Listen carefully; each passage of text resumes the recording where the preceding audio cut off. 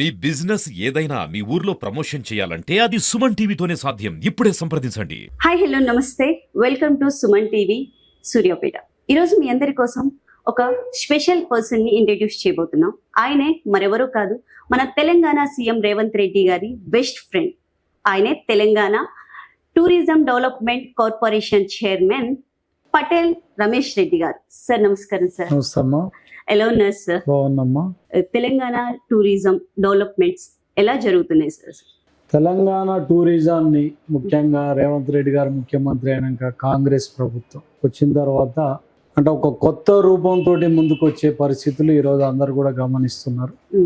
అంటే మేము చైర్మన్ అయ్యి కూడా 6 నెలలకు రేవంత్ రెడ్డి గారు ముఖ్యమంత్రి అయ్యి సంవత్సరం తర్వాత చూసినట్టయితే ఈరోజు తెలంగాణ టూరిజం ప్రపంచ టూరిజానికి పోటీ పడే స్థాయిలో, దేశంలోనే ఒక నెంబర్ 1 టూరిజంగా డెవలప్మెంట్ అయ్యే స్థాయిలో ఈరోజు కొత్త అందాలను తీసుకొని ముందుకు వస్తున్న పరిస్థితి మనం చూస్తున్నాం.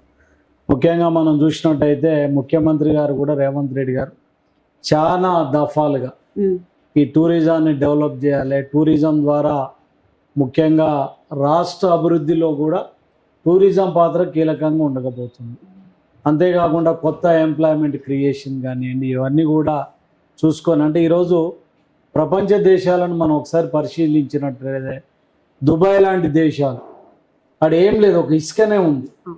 అలాంటి దేశాలు కూడా టూరిజంని డెవలప్ చేసుకున్న తర్వాత ఆ దేశం అభివృద్ధిలో టూరిజం అనేది ఒక కీలక పాత్రగా ఉండి ముందుకెళ్తున్న పరిస్థితి. బ్యాంకాక్ కానివ్వండి, ఇంకో దేశాలు కానీ, మన దేశానికి వచ్చినప్పుడు అటు కేరళ కానివ్వండి, ఇటు మహారాష్ట్ర, గుజరాత్ కూడా ఈ టూరిజం మీదనే డిపెండ్ అయి ముందుకెళ్తుంది. కాబట్టి ఈ ప్రభుత్వం కానీ మేము కూడా ఒక కొత్త ఆలోచనలతోటి, కొత్త రూపురేఖలతోటి ముందుకు వస్తున్న పరిస్థితి ఈరోజు అందరూ కూడా గమనిస్తున్నారు. అంటే ఇప్పుడు రాబోయే రోజుల్లో కొత్త ప్రాజెక్ట్స్ ఏవి తీసుకోబోతున్నారు సార్? అంటే టూరిజానికి ముఖ్యంగా అంటే రాష్ట్రం ఏర్పడిన తర్వాత ముఖ్యంగా బీఆర్ఎస్ పీరియడ్లో టూరిజం అనేది పూర్తిగా నిరాదరణకు గురైన పరిస్థితి మనం అందరం కూడా చూస్తున్నాం. అంటే ఏ రాష్ట్రం అయినా అభివృద్ధి చెందాలన్నా, ముఖ్యంగా టూరిజం అభివృద్ధి చెందాలని అంటే ఒక పాలసీ ఉండాలి.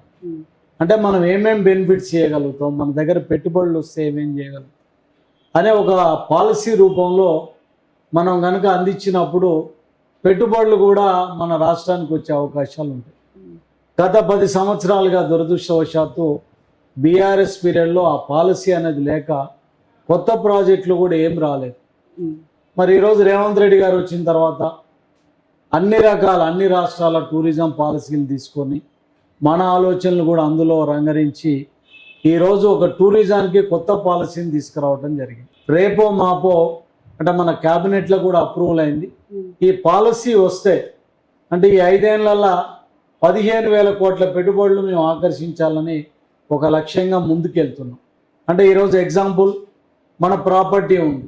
మన ప్రాపర్టీ ఎవరికైనా ప్రైవేట్ వాళ్ళకి పెట్టుబడులకు ఇచ్చినప్పుడు ఎన్ని సంవత్సరాలు వేయగలుగుతాం, మనం ఏమేం బెనిఫిట్స్ చేయగలుగుతాం అన్నప్పుడు మనకు బయట నుంచి పెట్టుబడులు వచ్చే పరిస్థితి. ఇప్పుడు ఇవాళ ఆంధ్రప్రదేశ్ని తీసుకుంటే వాళ్ళు టూరిజానికి ఒక ఇండస్ట్రియల్ హోదా కల్పించారు. ఆ రకంగా ఈరోజు మేము పాలసీని ఒక అద్భుతమైన టూరిజం పాలసీ తెలంగాణను 2025 రూపంలో తీసుకొస్తున్నాం. ఈ పాలసీ వచ్చిన తర్వాత పెద్ద ఎత్తున పెట్టుబడులు వచ్చే అవకాశం మన రాష్ట్రానికి ఉంది. అండ్ అలాగే సార్, రేవంత్ రెడ్డి గారు మీది స్నేహం అసలు ఎప్పుడు ఎక్కడ ఎలా మొదలైంది సార్? రేవంత్ రెడ్డి గారు నేను చిన్ననాటి మిత్రుల్లో.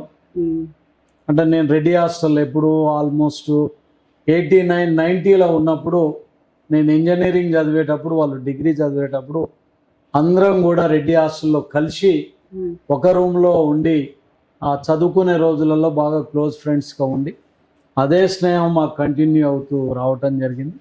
ఈ రోజు వరకు కూడా అదే స్నేహం కొనసాగుతుంది. అంటే ఆయన సీఎం అయిన తర్వాత కూడా మీ స్నేహం అలాగే కంటిన్యూ అవుతుంది? స్నేహానికి సీఎంకి ఏం సంబంధం ఉంటుందండి, అది ఏమి ఉండదు.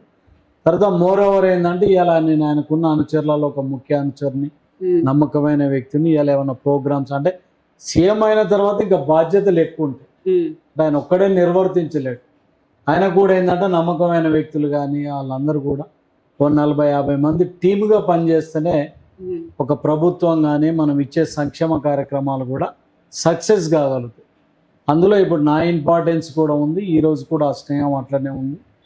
ఈరోజు మొన్న జరిగిన టికెట్ విషయంలో కూడా నా గురించి మ్యాక్సిమం ఫైట్ చేసిండు, చివరి వరకు కూడా కొట్లాడిండు. కానీ ఇక కాంగ్రెస్ పార్టీలో మనం అనుకునే అన్ని సాధ్యం కాదు, చివరి వరకు కూడా కొట్లాడిండు. ఇప్పటికి కూడా రేవంత్ రెడ్డి గారితో నా స్నేహం అదే విధంగా ఉంది. అండ్ అలాగే సార్, రేవంత్ రెడ్డి గారి లవ్ మ్యారేజ్ లో మీ పాత్ర చాలా కీలకంగా ఉంది అని చెప్పేసి అంటున్నారు, దీనిపై మీరేమంటారు? మా ఏజ్ అంటే మాకున్నప్పుడు ఫ్రెండ్స్లో కూడా మొదటిగా మా ఉన్న సర్కిల్లో కూడా పెళ్ళయింది కూడా రేవంత్ రెడ్డి గారికి. ఆయన మొదటి నుంచి కూడా బాగా యాక్టివ్గా ఉండే గుణం, షార్ప్గా ఉండే గుణం, ఏదన్నా అంటే ఇష్యూ ఉన్నప్పుడు దాన్ని డీల్ చేసే విధానం కూడా మొదటి నుంచి కూడా ఆయన చాలా స్పీడ్గా ఉంటుండే. అదే క్రమంలో అనుకోకుండా ఆ గీతమ్మతోటి పరిచయం కావడం కానీ, అది లవ్గా మారటం కానీ, సో ఒక దశలో వాళ్ళ పెద్దలు కూడా అరే అంటే ఆ రోజున్న స్థాయిలో రేవంత్ రెడ్డి గారు ఆర్థికంగా వాళ్ళకు తూలలేకపోయినా కూడా దాన్ని ఎదిరించి మాట్లాడి చేసి వాళ్ళ పెద్దలందరితోటి కూడా ఒప్పించుకొని పెళ్లి చేసుకోవటం, అందులో ఫ్రెండ్స్గా మా పాత్ర కూడా మేము పోషించడం, ఇట్లా మేమందరం కూడా ఏంటంటే ఇది ఒక మోడల్ మ్యారేజ్గా ఉంటుంది చేయాలని చెప్పి మేమందరం కూడా చేయటం, అందరి దాంతో ఆయన బ్రహ్మాండంగా సక్సెస్ కావటం. అప్పుడు ఆ టైంలో ఏమన్నా ఇప్పుడు మన సినిమాల్లో చూస్తున్నట్టు చేజింగ్స్, ఫైటింగ్స్ ఇలాంటివి ఏమన్నా జరిగాయి? అట్లేం లేదు. అంటే వాళ్ళు యాక్చువల్గా అందరు కూడా మహబూబ్ నగర్కి చెందిన వాళ్ళే, ఒకే ప్రాంతానికి చెందిన వాళ్ళు. అంటే వీళ్ళ ఫ్యామిలీ గురించి వాళ్ళకి తెలుసు, వాళ్ళ ఫ్యామిలీ నుంచి వీళ్ళకి తెలుసు. అంటే అంత పెద్దగా అక్కడ అంత అపోజిషన్ వచ్చి జరిగిన పరిస్థితులు లేవు. కానీ కొంత గ్యాప్ జరిగింది, అంటే ఇవ్వాలన్నా వద్దని ఒక ఆలోచన మాత్రం కొంత జరిగింది. తర్వాత రేవంత్ రెడ్డి గారు ఈ యాక్టివ్నెస్ చూసి కానీ ఇది కానీ ఆయనకు అన్ని గుణాలు కూడా ఉన్నాయి. మనిషి మంచిగా ఉంటాడు, అందంగా ఉంటాడు, తర్వాత యాక్టివ్గా ఉండేది, కష్టపడే గుణం ఉంది, ఆ రోజులలోనే వ్యాపారాలు చేసేది. సో వాళ్ళు కూడా పెద్ద రైతాంగం కూడా కావడంతో చివరికి వాళ్ళందరూ కూడా ఒప్పుకోవడం జరిగింది. Okay sir. అండి ఇక రాజకీయ విషయానికి వస్తే కాంగ్రెస్ పార్టీ 1 year కంప్లీట్ అవుతుంది. ఇప్పుడు 1 yearలో వాళ్ళ పాలన ఎలా ఉందనుకుంటున్నారు మీరు? మా కాంగ్రెస్ పరిపాలన వాస్తవంగా చెప్పాలంటే చాలా అద్భుతంగా జరుగుతుంది. అంటే నేను ఒక కాంగ్రెస్ మెన్గా గవర్నమెంట్లో ఉండి చెప్పడం కాదు, ఎందుకంటే మేము బీఆర్ఎస్ చూసినాం, గతంలో ప్రభుత్వాలు కూడా చూసినాం. కానీ అంటే మీకు ఎగ్జాంపుల్ చెప్తా, ఈరోజు అడ్మినిస్ట్రేషన్ ఎంత బాగుందని అంటే ఒక జిల్లాకు కలెక్టర్ కానీ ఎస్పీలు కానీ కొత్త పిల్లలు యంగ్ కలెక్టర్లను, యంగ్ పోలీస్ ఆఫీసర్లను రిక్రూట్ చేసి, ముఖ్యంగా ఐఏఎస్లు, ఐపీఎస్ వీళ్ళంతా మంచిగా బ్రహ్మాండంగా రాష్ట్ర లెవెల్లో కూడా బ్రహ్మాండమైన అడ్మినిస్ట్రేషన్ తోటి ముందుకెళ్తుంది. అంటే ఫస్ట్ మనం రాష్ట్రం బాగుపడాలనంటే అడ్మినిస్ట్రేషన్ బాగుండాలి. తర్వాత మేము ఇచ్చిన 6 హామీలు కానీ బ్రహ్మాండంగా 6 గ్యారంటీలను కూడా అమలు చేసిన చరిత్ర కూడా ఈరోజు రేవంత్ రెడ్డి గారికి జరిగింది. అంటే ఈ దేశ చరిత్రలో ఎవ్వరు చేయని విధంగా, బహుశా నాకు తెలిసి ప్రపంచంలో కూడా ఎక్కడ జరిగి ఉండదు, 2 లక్షల రుణమాఫీ కూడా ఒకటేసారి రుణమాఫీ చేసిన చరిత్ర కూడా రేవంత్ రెడ్డి గారి ప్రభుత్వానికే దక్కింది. ఇవాళ వచ్చే సంవత్సర కాలంలో 50,000 ఉద్యోగాలకు పైగా ఈరోజు ఇక్కడ నిరుద్యోగులకు ఇచ్చిన ఘనత. ఇలా రైతాంగం కోసం దాదాపుగా 52,000 కోట్లు ఒక 1 yearలోనే ఖర్చు పెట్టిన ఘనత కూడా రేవంత్ రెడ్డి గారి ప్రభుత్వానికి దక్కింది. అంతేకాకుండా ఈరోజు పిల్లల ఎడ్యుకేషన్ కోసం ఇంటిగ్రేటెడ్ స్కూల్ కానివ్వండి, స్కిల్ డెవలప్మెంట్ యూనివర్సిటీ కానివ్వండి, ఇలా బ్రహ్మాండంగా స్పోర్ట్స్ యూనివర్సిటీ కానివ్వండి, అంటే ఒక్కటి కాదు, ఇలా అద్భుతమైన రీతిలో దాదాపుగా ఈరోజు రేవంత్ రెడ్డి గారు వచ్చిన తర్వాత 30 నుంచి 35,000 కోట్ల పెట్టుబడులు ఈ రాష్ట్రానికి రావడం లేదు. అంటే ఒక రంగమే కాదు, ఏ రంగంలో చూసుకున్నా కూడా బ్రహ్మాండంగా అభివృద్ధి జరుగుతుంది. ఏదైతే 10 సంవత్సరాల బీఆర్ఎస్ ప్రభుత్వంలో ఈ రాష్ట్రం విధ్వంసానికి గురైంది, రాష్ట్ర ఆర్థిక పరిస్థితి ఆగమ్య గోచరంగా మారింది, అలాంటి ప్రభుత్వాన్ని ఈరోజు ఒక గాడిన పెట్టి అటు అప్పులు తీరుస్తూ వడ్డీలు కట్టుకుంటూ ఈరోజు రాష్ట్రాన్ని పురోగమనంలో తీసుకెళ్తున్న ఘనత కూడా రేవంత్ రెడ్డి గారి ప్రభుత్వానికి కాంగ్రెస్ ప్రభుత్వానికి ఉంది, బ్రహ్మాండంగా పనిచేస్తుంది. ఇలా ప్రజలందరూ కూడా గమనిస్తున్నారు. ఇలా రైతు సహాయం కూడా రేపు 26 నుంచి చేస్తుంది. అంతేకాకుండా ఏదైతే భూమి లేని పేదలు ఉన్నారో వాళ్ళందరికీ కూడా 12,000 రూపాయలు ఇవ్వబోతున్నాం. అంటే ఈరోజు మేము ఏదైతే మాట ఇచ్చినామో 100% ఈరోజు అమలు చేస్తున్న ప్రభుత్వం కూడా రేవంత్ రెడ్డి గారి ప్రభుత్వం.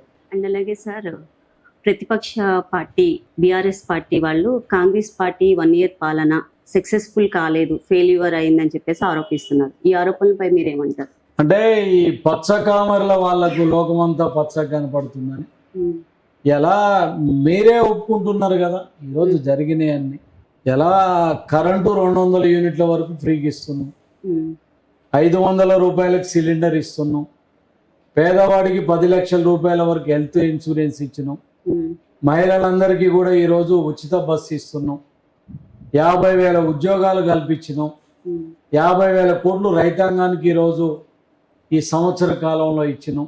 అంటే ఏది చేయలేదు, ఊరికనే గ్లోబల్ ప్రచారం చేసి ఈరోజు ఇక మాకు అసలు కాంగ్రెస్ పార్టీ కనుక ఇంకొక 4 ఏళ్ళు పరిపాలన చేసిన తర్వాత మేము అసలు అధికారంలోకి రావనే భావనతోటి ఈరోజు ఒక గ్లోబల్ ప్రచారం చేసే ఆలోచనలు ఉన్నారు. కానీ ఈరోజు ఏం చేసిండ్రు బీఆర్ఎస్ వాళ్ళు చెప్పుకోవటానికి చెప్పండి. ఒక రుణమాఫీ అని చెప్పి 5 సంవత్సరాలు కూడా రుణమాఫీ చేయలేని చేతగాని దద్దమ్మలు ఎవరాయంటే ఇలా టీఆర్ఎస్ వాళ్ళు. ఇలా చెప్పినాయని అమలు చేసినాం. ఈరోజు మీరు చూడండి, కేటీఆర్ గారు కానీ ఇలా హరీష్ రావు గారు నిన్న రైతు బంధు రైతు సాయము 10,000 నుంచి 12,000కు పెంచినాం. ప్రతి సంవత్సరం కూడా 1,000 రూపాయలు పెంచుకుంటూ వెళ్తామని చెప్తే తెల్లారే హరీష్ రావు గారు స్టేట్మెంట్, కేటీఆర్ స్టేట్మెంట్. అంటే ఒక గ్లోబల్ ప్రచారం. ఇవ్వకపోతేనేమో ఇవ్వలేదన్నారు, ఇస్తుంటేనేమో అగో మీరు చెప్పినంత ఇస్తలేరు. ఇలా మీరు కూడా మాట్లాడడానికి సిగ్గు ఉండాలి. ఇలా రాష్ట్ర పరిస్థితి ఏంది, ఆర్థిక పరిస్థితి ఏంది, 7 లక్షల కోట్ల అప్పులు చేసాం. ఇలా కాంట్రాక్టర్కే దాదాపు 50,000 కోట్ల బిల్లు పెండింగ్ పెట్టిపోయింది. ఇలా ఒక్కొక్క మెట్టు ఎక్కుతూ వస్తూ ఈరోజు సంక్షేమము ఒకవైపు అభివృద్ధి పేరు మీద రెండింటిని కూడా రైలు పట్టాల్లాగా తీసుకెళ్తున్న ప్రభుత్వం రేవంత్ రెడ్డి గారి ప్రభుత్వం. ఈరోజు తీవ్రంగా మేము ఖండిస్తున్నాం. ఏదైతే బీఆర్ఎస్ నాయకులు కావాలని చెప్పి వాళ్ళకి ఇక పుట్టగతులు లేవు, భవిష్యత్తులో బీఆర్ఎస్ పార్టీ అధికారంలోకి వచ్చే పరిస్థితి లేదు. వాళ్ళ నాయకులందరికీ కూడా బుద్ధి చెప్పిండ్రు నిన్న జరిగిన పార్లమెంట్ ఎన్నికల కానీ మన జరిగిన అసెంబ్లీ ఎన్నికల కానీ. రేపు వాళ్ళకు లోకల్ బాడీ ఎన్నికలలో కూడా ఎక్కడ కూడా వాళ్ళ కోట్లు వచ్చే పరిస్థితి లేదు. దానికోసం ఈరోజు ఏదో ప్రచారం చేస్తున్నారు తప్ప ఖచ్చితంగా ఈ ప్రభుత్వం ఇందిరమ్మ పాలన ఇస్తుంది, ప్రజాపాలన ఇస్తుంది, బ్రహ్మాండమైన పరిపాలన చేస్తుంది.